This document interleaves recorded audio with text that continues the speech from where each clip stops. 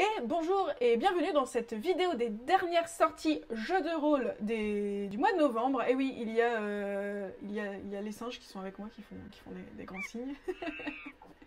On est en folie. C'est ce que je vois. Et on va vous parler du problème cérébral de Mehdi. Non, en vrai, Mehdi, tu vas nous parler de quoi aujourd'hui pour ces dernières sorties? Ben, je vais te parler de ce magnifique ouvrage. Alors, j'essaie de ne pas mettre le panneau lumineux devant. C'est L'Empire du Croissant de chez Studio Agathe pour 7ème mer, qui est sorti il y a quelques jours en fait. Du coup. Mais dis-moi, c'est pour le matin ça? Avec la biscotte. C'est ça? L'Empire du Croissant, biscotte. Ouais, c'était plutôt nul. pas au chocolat, moi. Ou chocolatine. Non. Bon, JB, au lieu de faire des blagues de merde, tu vas parler de quoi? Bah écoute, moi je vais vous parler de ceci. Tales... Things, excusez-moi parce que j'ai bugué avec la première avec Tales from the Loop. Là c'est la suite, Things from the Flood. Donc un truc qui est bien, qui est suédois. On va détailler ça un peu plus tard. Yeah. Et moi je vais vous parler de Néphilim. Alors j'ai pas d'apparition bouquin à faire, je suis désolée. Mais je vais vous parler de la nouvelle édition de Néphilim, la V5.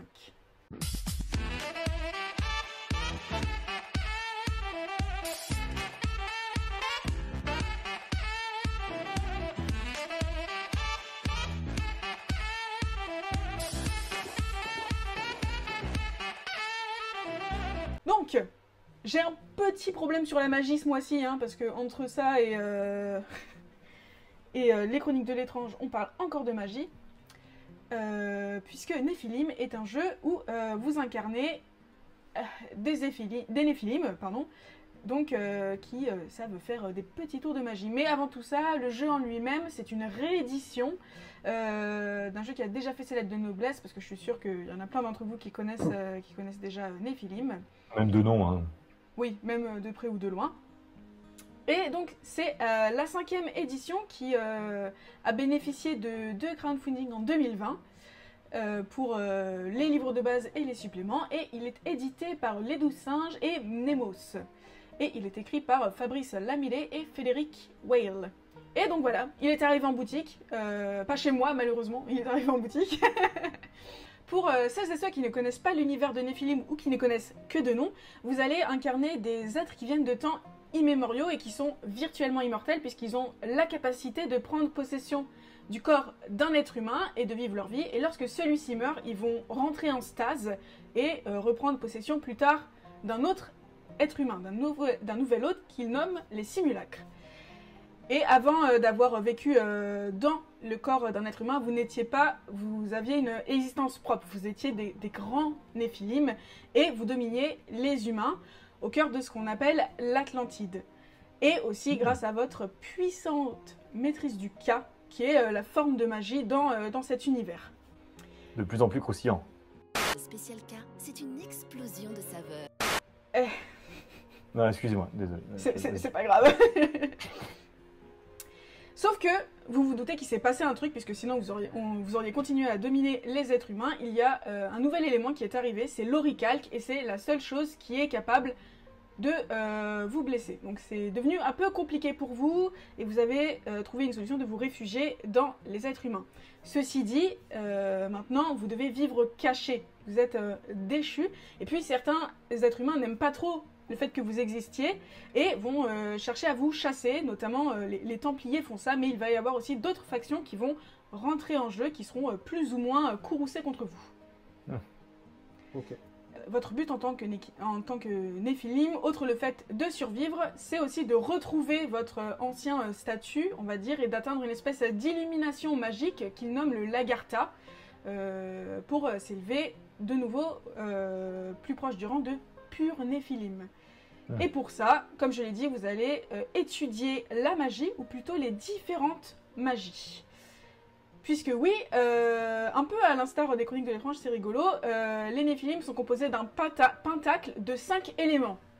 Eau, air, terre, feu et lune.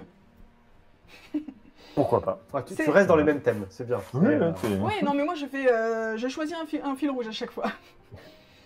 Donc avec ces 5 éléments, ils vont être plus ou moins prédominants, pardon, et ça va typer votre Néphilim. Et vous pouvez manipuler ces différents courants de cas grâce à différents types de sciences occultes. Donc la magie qui va être très intuitive. Il y a aussi les invocations où ça va plus être parlementaire, on va dire. Et enfin l'alchimie qui va prendre plus de temps et nécessiter un peu de chimie et de science. D'après ce que j'ai compris, pour le système de jeu, il est simplifié par rapport aux anciennes éditions, mais c'est beaucoup ce qui se fait maintenant quand on réédite des jeux de rôle qui sont là depuis un certain temps. Donc vous allez avoir les aspects d'éléments et aussi des vécus qui vont un peu substituer les compétences qu'on peut retrouver habituellement. Et ces vécus, ça va être les moments où vous incarnez un être humain et où vous avez vécu des choses. Ouais, c'est assez cool parce que du coup, quand tu vas vouloir réaliser une action, ça va se faire sur un système de descent. En gros, tu vas prendre un vécu qui peut correspondre à l'action que tu veux réaliser. Et le vécu, il peut aller souvent entre 1 et 10, mais tu vas souvent être autour de 5. Et tu vas multiplier ça par 10. Et du coup, par exemple, si tu as 4 dans un vécu de troubadour, tu atteindras 40. Et il faut que tu fasses, en lançant un dessin, en dessous de ce score. C'est top, ouais. Ça rend utile le background, en fait. Là, c'est un truc qui est super important dans les films, effectivement. Mais tu peux aussi t'aider de la magie, parce que sinon, ça servira à rien de tout maîtriser tout ça. Donc tu peux, pour augmenter ton score de réussite, ajouter un aspect magique à ce score. Comment dire, si jamais tu as 5 en terre et que tu veux utiliser la terre, tu feras vécu plus terre. Et du coup, ça t'enverra des scores 80, 90. Ça booste bien. Ouais, ça booste bien, mais par contre, il y a des contreparties parce que, en fait, le fait d'utiliser du cas, ça va rejaillir sur ton apparence, sur ton enveloppe corporelle, qui va se mettre à avoir des plumes ou des écailles et tout ça. Et c'est pas ultra pratique quand tu veux te cacher d'humains un peu vénères qui veulent te trucider. Cool. Voilà, donc pour l'instant, il y a 2 livres qui sont disponibles à la vente. Le livre de base qui s'appelle Néphilim Légende Quintessence pour 55 € et un supplément qui s'appelle Les Veilleurs du Lion à 47 € qui vont traiter d'une librairie mystérieuse, la librairie de l'incunable souveraineté. Oui, il va y avoir du coup... les formules comme ça, c'est courant dans les films. Ça balance, hein. C'est clair. Ouais, mais c'est rigolo. Mais carrément, t'as l'impression d'être une sorte de mystique et tout. C'est clair. Et du coup, après une partie, t'as trouvé que l'univers était trop dense à prendre en main ou sur une partie comme ça en one shot en fait, du coup, la personne qui nous a fait la partie, elle a vraiment simplifié au maximum. Elle a fait. Moi, j'ai trouvé ça. En vrai, si jamais j'étais rentrée de base direct avec tous les trucs, je pense que j'aurais peut-être un peu paniqué. Mais là, c'est assez. On va dire que les concepts les principes de base sont clairs et si tu les appliques, du coup, ça va être une porte très facile. Ouais, c'est ça pour aller sur l'univers qui a l'air assez touffu. On va pas légèrement. D'ailleurs, j'ai une autre question assez rapide. Simplement, là, je vois tous les backgrounds, etc. C'est pas genre super long de créer le background de ton Néphilim vu qu'il est censé être là depuis la nuit des temps, en fait. Alors, je sais pas trop comment ça se passe vraiment la création de personnages parce que j'ai utilisé des pré-tirés. Ah voilà, c'était des pré-tirés. C'était des pré-tirés, ouais. Et du coup, ils avaient quelque chose comme 4 ou 5 vécus à chaque fois. Ça va. Qui sont... Donc, je pense qu'en fait, il doit y avoir des historiques, on va dire des historiques de ce qui s'est passé dans l'humanité. Il y a eu l'Atlantide au tout début, puis après genre Qatar, les quêtes de croisade et tout ça, et après je pense que tu dois choisir un peu comme tu veux, et tu donnes un score dans ton vécu. Donc peut-être que c'est un peu long, mais en tout cas c'est un peu ce qui fait le sel du truc aussi, quoi. Donc, et puis voilà, si c'est limité à 4-5 vécus, je pensais bien, parce que je m'attendais à un truc plus long en mode vraiment vieille version de jeu de rôle, tu sais, où tu pousses à fond la fiche de personnage.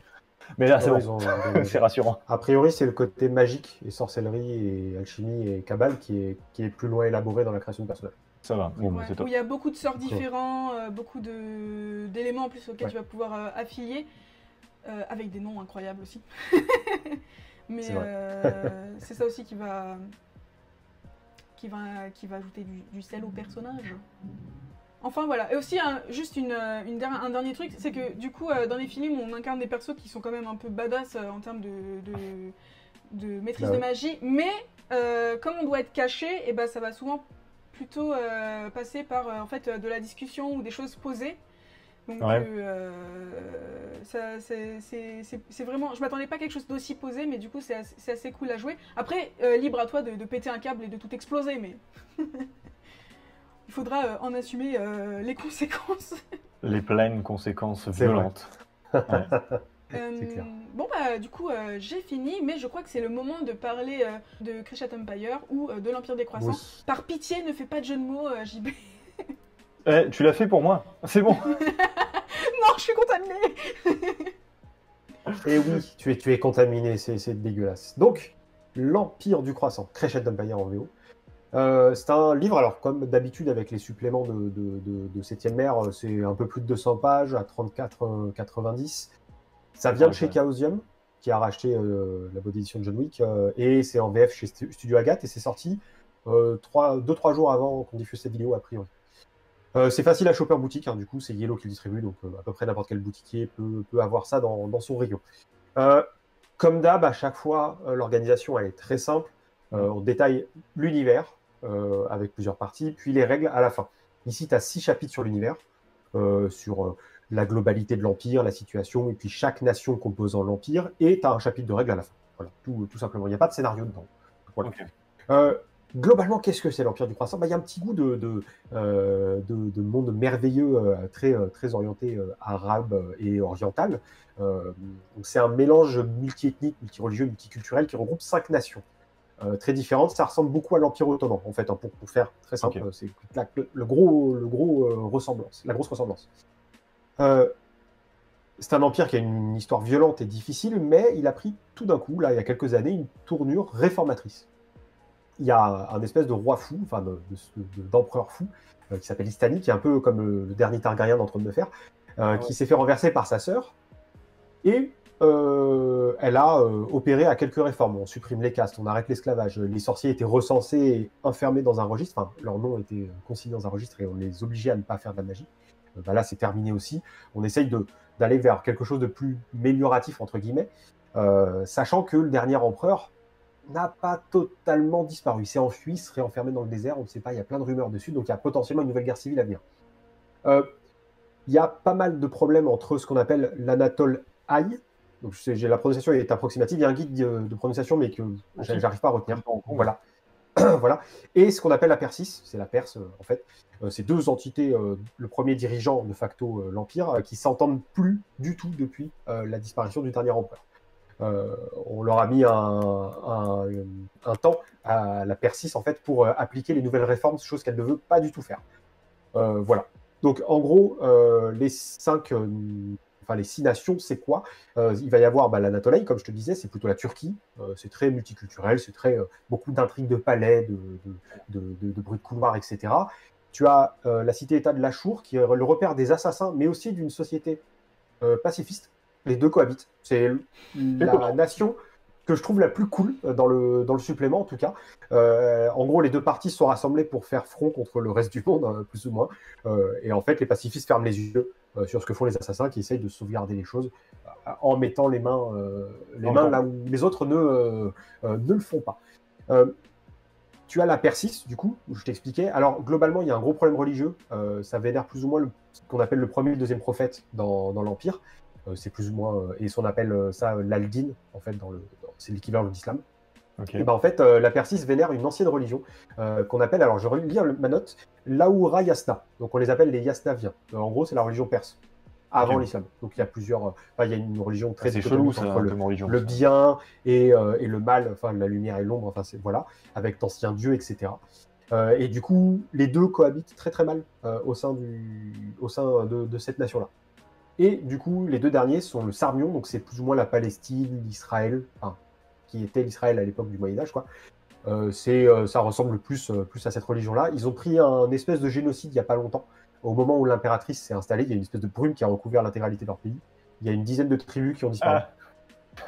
C'est top, ça. Et ils ont manqué de se faire envahir par une nation étrangère, chose qui a été repoussée, mais ils ont énormément perdu, leur capitale a été foutue en l'air. Et on a la 8e mer, jeu de mots avec la 7e mer. En fait, c'est une mer désertique, c'est le désert en fait. Voilà, il y a des tribus nomades. En gros, il y a plein de choses, mais il y a surtout la tribu du chameau, du cheval et du loup. Il y a des djinns qui sont là, qui ont repris du galon. et qui foutent le boxon entre les tribus, parce qu'ils en expulsent certaines de territoires qu'elles ont l'habitude d'utiliser, etc. Et c'est là que se serait réfugié l'ancien empereur, en fait. Donc c'est source de conflit, tout le monde essaie de l'attirer à leur faveur, parce que du coup c'est une force militaire qui peut potentiellement faire basculer beaucoup de choses. Et côté règles, bah, c'est comme dans le Nouveau Monde, je ne sais pas si tu as vu la critique du Nouveau Monde, bah, c'est à peu près la même chose. Il y a la création de personnages adaptés à l'Empire du Croissant, les sociétés secrètes, la sorcellerie, les duels, qui ici sont verbaux. C'est des duels, c'est des combats c'est des battles de rap. Voilà, en gros. Et du coup, il y a une gestion des combats de masse aussi, qui est pas mal sur le papier. En gros, tu fais des échelles tu fais des unités par échelle de 10. En gros, c'est pas comme une confrontation habituelle, mais avec en gros 10 des groupes de 100 personnes, des corps d'armée, quoi. Et en fait, le général ou la générale fait un lancer de dés au moment du round, on s'alterne comme ça, et en fait, ça te donne un nombre de mises exactement comme dans le système, et tu peux utiliser des manœuvres. Tu peux pas utiliser 2 fois la même manœuvre de suite, en fait. Voilà, c'est la seule contrainte. C'est pas mal sur le papier, mais ça me semble un peu lourd à gérer. De toute façon, depuis que j'ai vu le supplément Strichia de Kobayashi, sur la conquête d'Exenberg, je n'ai pas vu mieux pour l'instant. Donc voilà, il y a des raids d'XP pour les troupes. Ça part d'un bon sentiment, mais à mon avis, c'est pas un truc que j'utiliserai en partie. En bref, ça se lit très bien, c'est un très bel ouvrage qui est très très bien illustré, encore une fois. Je préfère les illustrations dans Crescent Empire que dans le Nouveau Monde, d'ailleurs. Surtout les doubles pages qui sont absolument à tomber. Par contre, c'est toujours un poil moins présent, pas assez présent. Voilà, l'ouvrage est parfois un peu sec. Voilà, simplement. C'est cool de voir des PNJ majeurs de sexe féminin. On le voit de plus en plus dans les suppléments, et là ça continue, et c'est très bien, parce que c'était pas très bien mis en avant dans le livre de base, je trouve. Mais... dans Nation Pirate, pareil, il y avait pas mal de personnages féminins. Ouais, les suppléments globalement orientent bien là-dessus. Et chaque nation est assez rapide à lire, parce que du coup ça se tient en 18 pages max, contrairement à 2-3 fois plus pour Nouveau Monde, c'était assez dense. Donc ça te donne des infos, mais ça te laisse libre, quand même. Voilà. Cela dit, j'ai toujours une préférence pour Nouveau Monde. Voilà, pour moi, c'est toujours le meilleur supplément à ce jour dans 7e ère. D'accord. Voilà. Donc c'est cool, je pense que ça peut être pas mal, il y a un bon goût de Mille et une nuits, mais ma préférence va toujours à Nouveau Monde, en tout cas. Là, c'est peut-être plus parce que tu es plus attiré par tout ce qui est culture Maya, Aztèque, Inca et tout ça, ou alors, c'est juste vraiment l'ouvrage en lui-même? Bah, en fait, c'est parce que ça apporte un truc vraiment différent, qu'on voit pas. T'as une tronche vraiment très différente.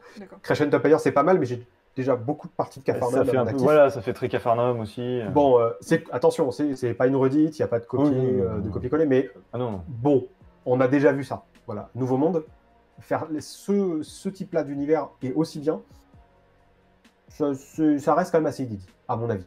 Après, on reste quand même sur une volonté de la part de 7e ère de faire quasiment une encyclopédie avec les suppléments. C'est-à-dire, c'est presque les règles sont anecdotiques, c'est vraiment une volonté encyclopédique. Donc chaque supplément fait un truc très différent, donc t'es pas obligé de prendre toute la gamme en fait. C'est ça qui est cool. Le bouquin de base et 2 suppléments, ça peut te suffire. Enfin, franchement, tout ce qu'il y a dans chaque supplément, c'est...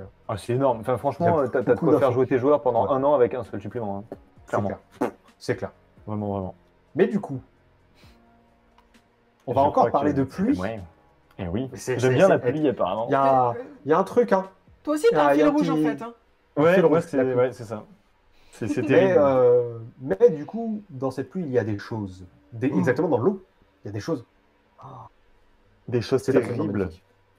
C'est une super transition. Et oui, vous l'avez compris, je vais vous parler de Things from the Flood, qui est la suite spirituelle et même la suite directe, en fait, de Tales from the Loop, tout simplement. Yes. Et donc, je vais vous parler de l'adaptation d'une adaptation, hein, parce qu'en me renseignant un peu plus profondément, à la base, donc c'est un jeu de rôle qui s'adapte à la base d'une série américaine qui est adaptée également d'un bouquin suédois, écrit par Simon Stalenhag, je crois. Pas exactement dans cet ordre. À la base, c'est les illustrations de Simon Stalenhag. Oui, voilà, c'est ça. À la base, c'est les illustrations. À la base, c'est les illustrations de Stalenhag, qui est également aux illustrations là-dedans. Donc ça, c'est top. Oui. Hein, ça fait plaisir quand même d'avoir un peu le papa de cette idée, de cet univers dans le jeu de rôle. Et donc ici, on va avoir cette matière-là à la table de jeu, et c'est en fait Tales from the Loop dans les années 90, avec pas mal de choses qui ont changé. Ce projet visuel donc a pris vraiment une ampleur un peu plus énorme, parce que on est dans un monde où il y a une sorte de, c'est pas vraiment une apocalypse, je voudrais pas parler d'apocalypse, ils appellent ça l'inondation, la technologie qui s'est développée, qui était quasiment futuriste, on parle de rétro-futurisme d'ailleurs dans cet univers, a commencé à se déliter parce qu'on avait d'autres chats à fouetter, il y a eu une crise économique. Et du coup, il y a plein de choses qui sont mises à l'abandon et même des cyborgs qui commencent à se révolter progressivement pour obtenir leur indépendance. Et dans tout ce tas-là, tu vas jouer un adolescent. Et ce qui est marrant, c'est que l'adolescent est à la frontière en fait, des générations. C'est celui qui va explorer les nouvelles technologies, Internet, etc. Là où leurs familles sont censées plutôt gérer des problèmes économiques, des divorces, des trucs pas très folichons pour un adolescent. Et donc, tu vas toujours jouer en fait cet adolescent qui est à la frontière entre un monde tout à fait banal, que ce soit dans les banlieues aux USA, une petite ville aux USA, ou carrément une ville paumée au fin fond de la Suède. Et ce gamin-là qui va explorer et découvrir des mystères qu'a mis en place des années avant les différents services secrets en fait, des différentes nations. Donc franchement, l'ambiance est vraiment top. Si vous avez l'occasion de feuilleter le bouquin, j'aime beaucoup les mélanges qui se passent entre les éléments technologiques et organiques. Ça, vraiment, c'est super top. Genre, par exemple, à un moment donné, vous avez une sorte de radio Wi-Fi découpée à moitié où il y a une sorte de verre dégueulasse qui est connecté. Donc, ça donne un univers un peu Geiger. Je ne sais pas si vous voyez un peu ce mélange entre chair et machine, mais avec un aspect beaucoup plus Stranger Things. C'est un aspect à la Stranger Things, simplement pour dire que voilà, c'est extrêmement abordable comme univers. C'est pas vraiment un univers ascétique, difficile à rentrer dedans. C'est l'univers, vous lisez 3 pages, vous êtes direct dedans. Et en plus, les archétypes d'adolescents qui vous sont proposés, ça fait vraiment série des années 90. Et je trouve que c'est un régal, en fait, de se dire qu'on va plonger avec le bad guy, le baroudeur, le rocker, l'emo, les trucs comme ça. Donc c'est assez marrant. Ou le petit nerd qui va remettre... Il y a le Zonar. Le Zonar, ça, c'est pas années 90, c'est clair, quoi. Donc voilà, c'est vraiment pas mal. Au niveau des règles, simplement, je pense que j'ai pas envie à chaque fois de vous présenter des ouvrages de parler trop du système de jeu. Mais rapidement, pour vous faire une idée, c'est facile. Vous lancez un nombre de dés à 6 faces égal à la valeur des attributs que vous utilisez pour un test. Et vous confrontez ça à un seuil de difficulté. Et ben voilà, c'est résolu. Ou pas, d'ailleurs. Ouais. Donc un univers assez sombre, quand même. Oui. Ouais, c'est l'univers d'Alien, enfin c'est le système d'Alien, de Tales from the Loop, tout ça, c'est seul Lexis réussisse, etc. Donc c'est assez simple, c'est vrai que c'est... Pour avoir testé en tout cas, c'était... Oui, franchement c'est fluide, c'est vraiment fluide. Et Things from the Flood, c'est vraiment la deuxième preuve, à mon sens, que ça y est, le jeu de rôle peut se développer, changer, se métamorphoser, devenir des œuvres visuelles, des œuvres prégnantes et s'adapter à la modernité. Voilà, on avance, et voilà, les petits Suédois, là, ils y sont. Ils sont à la pointe. Comme tu disais justement, Mehdi, d'ailleurs. C'est clair. C'est clair. Ouais, c'est bien. Question, t'as lu les scénarios à la fin ou pas? Alors, j'ai vu quelques scénarios. J'ai pas trop voulu me spoil parce qu'il me botte bien, le jeu. En réalité, au début, je l'avais pas touché. De ce que j'ai compris, c'est vraiment l'objectif de tous les scénarios à la fin, c'est de confronter l'adolescent à un monde tout à fait basique, dans lequel il est, et un monde extrêmement violent et extrêmement dangereux pour lui. Parce que il n'a rien à foutre là-dedans, il n'est pas censé tourner là-dedans, et donc le confronter à des problèmes qu'il ne pourra résoudre qu'en groupe, donc avec d'autres adolescents. Donc c'est pas mal en fait, c'est vraiment ça synthétise un peu cette ambiance années 90 avec les groupes d'adolescents qui font des trucs, c'est top. Bah écoutez, je pense qu'en terminant avec Things from the Loop et non Tales from the Flood, oh là, Things from the Loop. Allez. Ah mon Dieu. Super bien. Non, voilà, ceci marque la fin de mon cerveau, mais également de cette deuxième vidéo de la brève jeu de rôle. Je vais aller dans le lit et dormir nos reboots. Voilà. Merci à vous d'avoir intervenu sur, je sais même plus parler français. Merci à vous d'être intervenu sur ces jeux de rôle là. Et n'hésitez pas, vous qui regardez cette vidéo, à vous inscrire sur Facebook, Instagram, Twitter. On a notre page YouTube également, notre chaîne YouTube, également notre site encore pour les podcasts. Bref, un tas de choses. N'hésitez pas aussi à nous poser des questions dans les commentaires. Et notre serveur Discord. Et effectivement, le serveur Discord qui est là pour faire des discussions un peu moins formelles que sur les commentaires YouTube, par exemple. Qui regorge de photos incroyables. Ah oui, des photomontages. Merci pour tout ça. Merci, abreuvez-nous. C'est trop bon. Bien, du coup, je vous dis à très bientôt. Et puis, ciao, ciao. Salut.